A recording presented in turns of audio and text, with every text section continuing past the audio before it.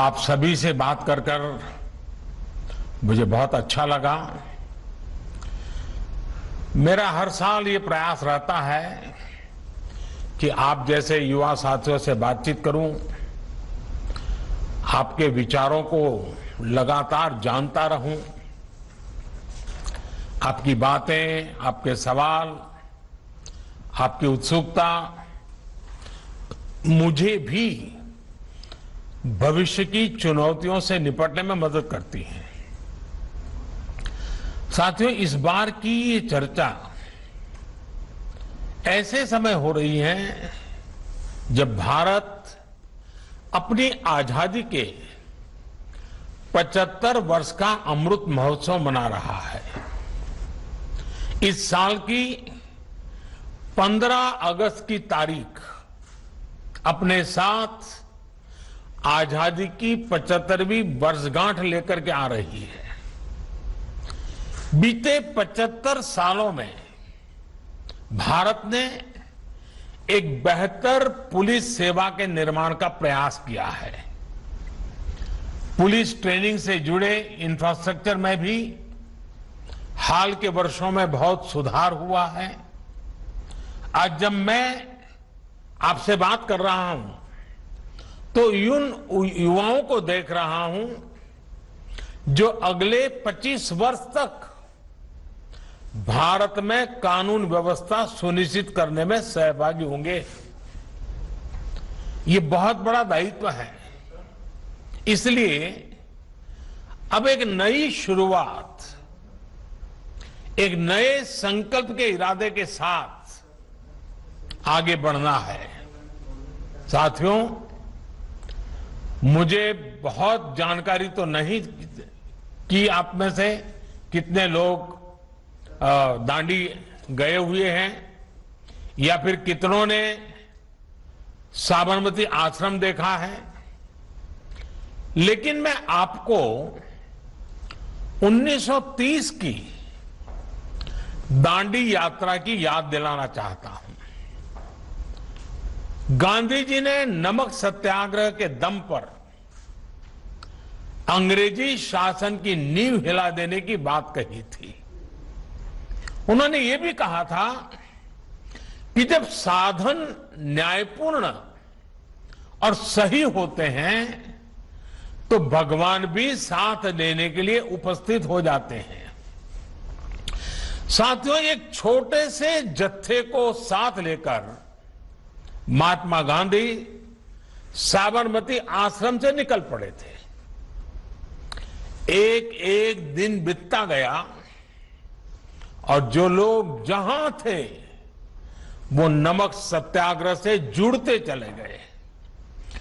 24 दिन बाद जब गांधी जी ने दांडी में अपनी यात्रा पूरी की तो पूरे देश, एक प्रकार से पूरा देश उठ करके खड़ा हो गया था।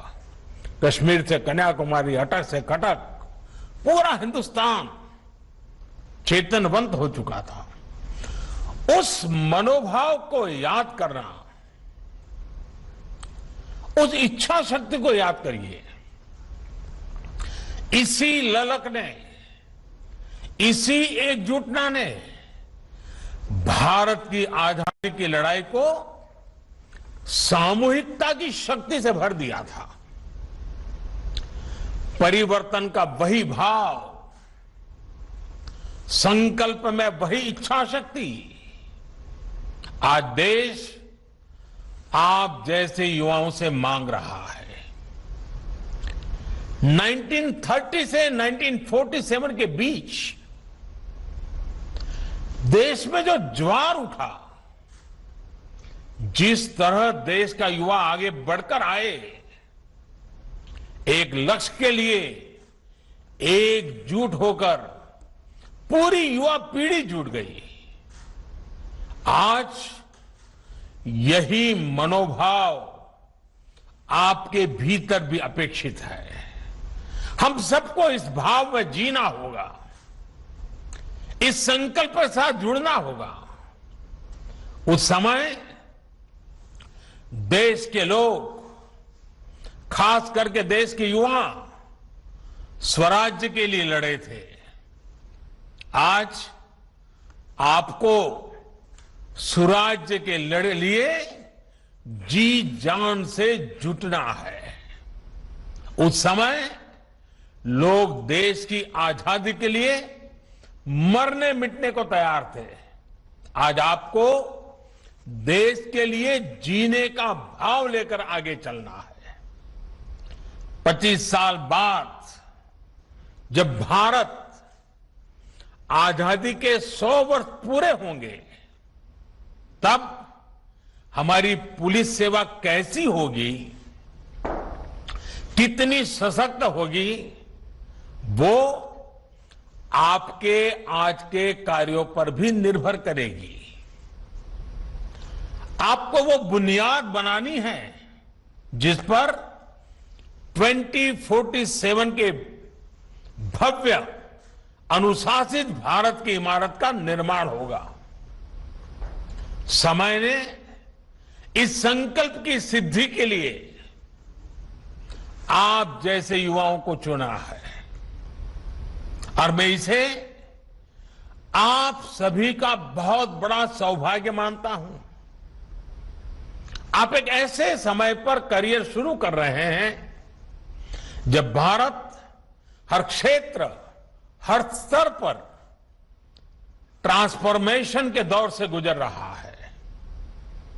आपके कैरियर के आने वाले 25 साल भारत के विकास के भी सबसे अहम 25 साल होने वाले हैं। इसलिए आपकी तैयारी, आपकी मनोदशा इसी बड़े लक्ष्य के अनुकूल होनी चाहिए। आने वाले 25 साल आप देश के अलग अलग हिस्सों में अलग अलग पदों पर काम करेंगे, अलग अलग रोल निभाएंगे। आप सभी पर एक आधुनिक, प्रभावी और संवेदनशील पुलिस सेवा के निर्माण की एक बहुत बड़ी जिम्मेदारी है और इसलिए आपका हमेशा ये याद रखना है कि आप 25 साल के एक विशेष मिशन पर हैं और भारत ने इसके लिए खास तौर पर आपको चुना है। साथियों, दुनिया भर के अनुभव बताते हैं कि जब कोई राष्ट्र विकास के पथ पर आगे बढ़ता है तो देश के बाहर से और देश के भीतर से चुनौतियां भी उतनी ही बढ़ती हैं। ऐसे में आपकी चुनौती टेक्नोलॉजी डिसरप्शन के इस दौर में पुलिसिंग को निरंतर तैयार करने की है। आपकी चुनौती क्राइम के नए तौर तरीकों को उससे भी ज्यादा इनोवेटिव तरीके से रोकने की है। विशेष रूप से साइबर सिक्योरिटी को लेकर नए प्रयोगों, नए रिसर्च और नए तौर तरीकों को आपको डेवलप भी करना होगा और उनको अप्लाई भी करना होगा। साथियों, देश के संविधान ने, देश के लोकतंत्र ने जो भी अधिकार देशवासियों को दिए हैं, जिन कर्तव्यों को निभाने की अपेक्षा की है, उनको सुनिश्चित करने में आपकी भूमिका अहम है और इसलिए आपसे अपेक्षाएं भी बहुत रहती हैं। आपके आचरण पर हमेशा नजर रहती है। आप पर दबाव भी बहुत आते रहेंगे। आपको सिर्फ पुलिस थाने से लेकर पुलिस हेडक्वार्टर की सीमाओं के भीतर ही नहीं सोचना है। आपको समाज में हर रोल, हर भूमिका से परिचित भी रहना है, फ्रेंडली भी होना है और वर्दी की मर्यादाओं को हमेशा सर्वोच्च रखना है। एक और बात का आपको हमेशा ध्यान रखना होगा। आपकी सेवाएं देश के अलग अलग जिलों में होगी, शहरों में होगी। इसलिए आपको एक मंत्र सदा सर्वदा याद रखना है। फील्ड में रहते हुए आप जो भी फैसले ले, उसमें देश हित होना चाहिए, राष्ट्रीय परिप्रेक्ष्य होना चाहिए।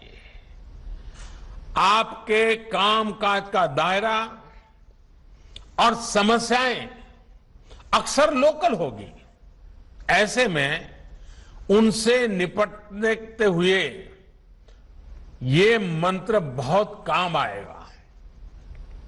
आपको हमेशा ये याद रखना है कि आप एक भारत श्रेष्ठ भारत के भी ध्वजवाहक है। इसलिए आपके हर एक्शन, आपकी हर गतिविधि नेशन फर्स्ट, ऑलवेज फर्स्ट, राष्ट्र प्रथम, सदैव प्रथम, इसी भावना को रिफ्लेक्ट करने वाली होनी चाहिए। साथियों, मैं अपने सामने तेजस्वी महिला अफसरों की नई पीढ़ी को भी देख रहा हूं। बीते सालों में पुलिस फोर्स में बेटियों की भागीदारी को बढ़ाने का निरंतर प्रयास किया गया है।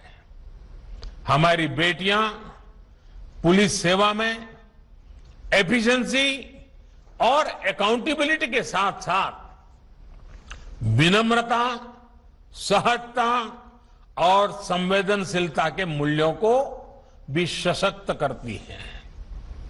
इसी तरह 10 लाख से अधिक आबादी वाले शहरों में कमिश्नर प्रणाली लागू करने को लेकर भी राज्य काम कर रहे हैं। अभी तक 16 राज्यों के अनेक शहरों में ये व्यवस्था लागू की जा चुकी है। मुझे विश्वास है कि बाकी जगह भी इसको लेकर सकारात्मक कदम उठाए जाएंगे। साथियों, पुलिसिंग को फ्यूचरिस्टिक और प्रभावी बनाने में सामूहिकता और संवेदनशीलता के साथ काम करना बहुत जरूरी है। इस कोरोना काल में भी हमने देखा है कि पुलिस के साथियों ने किस तरह स्थितियों को संभालने में बहुत बड़ी भूमिका निभाई है।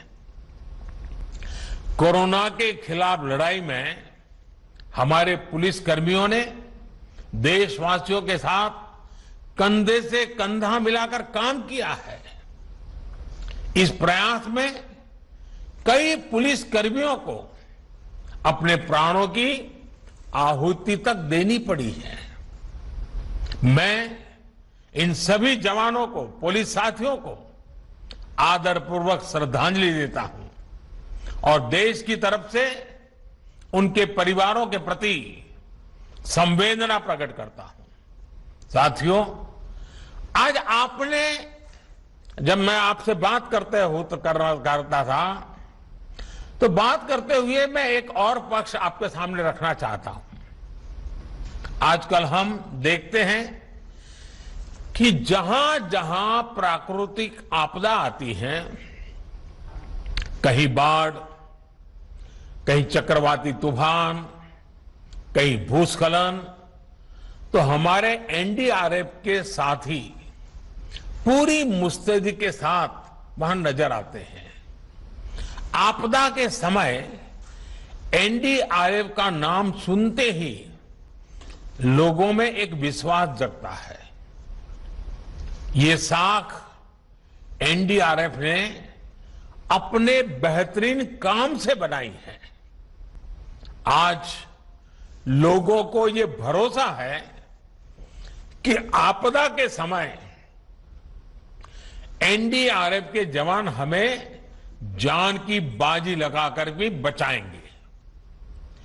एनडीआरएफ में भी तो ज्यादातर पुलिस बस के ही जवान होते हैं, आपके ही साथी होते हैं। लेकिन क्या यही भावना, यही सम्मान समाज में पुलिस के लिए है? एनडीआरएफ में पुलिस के लोग हैं, एनडीआरएफ को सम्मान भी है, एनडीआरएफ में काम करने वाले पुलिस के जवान को भी सम्मान है, लेकिन समाज व्यवस्था में ऐसा है क्या? आखिर क्यों? इसका उत्तर आपको भी पता है। जनमानस में ये जो पुलिस का नेगेटिव परसेप्शन बना हुआ है, ये अपने आप में बहुत बड़ी चुनौती है। कोरोना काल की शुरुआत में महसूस किया गया था कि ये परसेप्शन थोड़ा बदला है, क्योंकि लोग जब वीडियो देख रहे थे, सोशल मीडिया में देख रहे थे, पुलिस के लोग गरीबों की सेवा कर रहे हैं, भूखे को खिला रहे हैं, कहीं खाना पका करके गरीबों को पहुंचा रहे हैं, तो एक समाज में पुलिस की तरफ देखने का, सोचने का वातावरण बदल रहा था। लेकिन अब फिर वही पुरानी स्थिति हो गई है। आखिर जनता का विश्वास क्यों नहीं बढ़ता? साख क्यों नहीं बढ़ती? साथियों, देश की सुरक्षा के लिए, कानून व्यवस्था बनाए रखने के लिए, आतंक को मिटाने के लिए हमारे पुलिस के साथी अपनी जान तक न्यौछावर कर देते हैं। कई कई दिन तक आप घर नहीं जा पाते। त्योहारों में भी आप अक्सर आपको अपने परिवार से दूर रहना पड़ता है। लेकिन जब पुलिस की इमेज की बात आती है तो लोगों का मनोभाव बदल जाता है। पुलिस में आ रही नई पीढ़ी का ये दायित्व है कि इमेज बदले, पुलिस का ये नेगेटिव परसेप्शन खत्म हो। ये आप लोगों को ही करना है। आपकी ट्रेनिंग, आपकी सोच के बीच बरसों से चली आ रही पुलिस डिपार्टमेंट की जो स्थापित परंपरा है, उससे आपका हर रोज आमना सामना होना ही होना है। सिस्टम आपको बदल देता है या आप सिस्टम को बदल देते हैं, ये आपकी ट्रेनिंग, आपकी इच्छा शक्ति और आपके मनोबल पर निर्भर करता है। आपके इरादे कौन से हैं? किन आदर्शों से आप जुड़े हुए हैं? उन आदर्शों की परिपूर्ति के लिए कौन संकल्प लेकर के आप चल रहे हैं, वही मैटर करता है आपके व्यवहार के बाबत में। ये एक तरह से आपकी एक और परीक्षा होगी और मुझे भरोसा है आप इससे भी सफल होंगे, जरूर सफल होंगे। साथियों, यहां जो हमारे पड़ोसी देश के युवा अफसर हैं, उनको भी मैं बहुत बहुत शुभकामनाएं देना चाहूंगा। भूटान हो, नेपाल हो, मालदीव हो, मॉरिशस हो, हम सभी सिर्फ पड़ोसी नहीं हैं, बल्कि हमारी सोच और सामाजिक ताने बाने में भी बहुत समानता है। हम सभी सुख दुख के साथी हैं। जब भी कोई आपदा आती है, विपत्ति आती है, तो सबसे पहले हम ही एक दूसरे की मदद करते हैं। कोरोना काल में भी हमने ये अनुभव किया है। इसलिए आने वाले वर्षों में होने वाले विकास में भी हमारी साझेदारी बढ़ना तय है। विशेष रूप से आज जब क्राइम और क्रिमिनल सीमाओं से परे हैं, ऐसे में आपसी तालमेल और ज्यादा जरूरी है। मुझे विश्वास है कि सरदार पटेल एकेडमी से इस एकेडमी में बिताए हुए आपके ये दिन आपके कैरियर, आपके नेशनल और सोशल कमिटमेंट और भारत के साथ मित्रता को प्रगाढ़ करने में भी मदद करेंगे। एक बार फिर आप सभी को बहुत बहुत शुभकामनाएं। धन्यवाद।